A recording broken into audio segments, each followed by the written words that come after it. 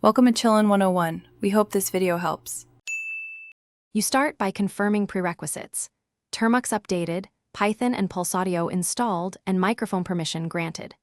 Once done, create a project folder and either clone a lightweight voice assistant repo or initialize a venv with Python mvenv. Activate it.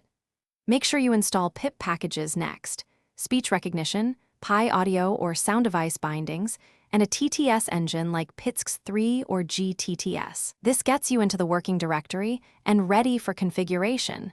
Don't skip microphone checks. Now implement the core loop. Start Pulse Audio in Termux, export Pulse Server, and verify input devices with AirAccord or PacMD. This ensures Python sees the mic. Once audio is available, build a non-blocking capture loop that detects a wake word or listens on a hotkey. Feed captured chunks to a local or cloud SDT engine, parse intents with simple keyword mapping or a small ML model. Finally, generate responses with a TTS engine and play them back through the default sync. Test iteratively. Finish by optimizing performance. Reduce buffer sizes, run audio processing in a dedicated thread, and prefer lightweight models to cut latency.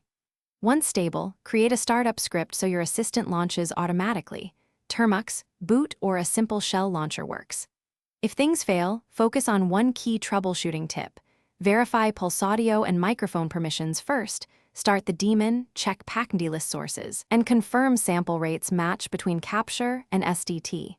Make incremental changes, retest after each adjustment to isolate issues. Thanks for watching. Consider subscribing if we helped you.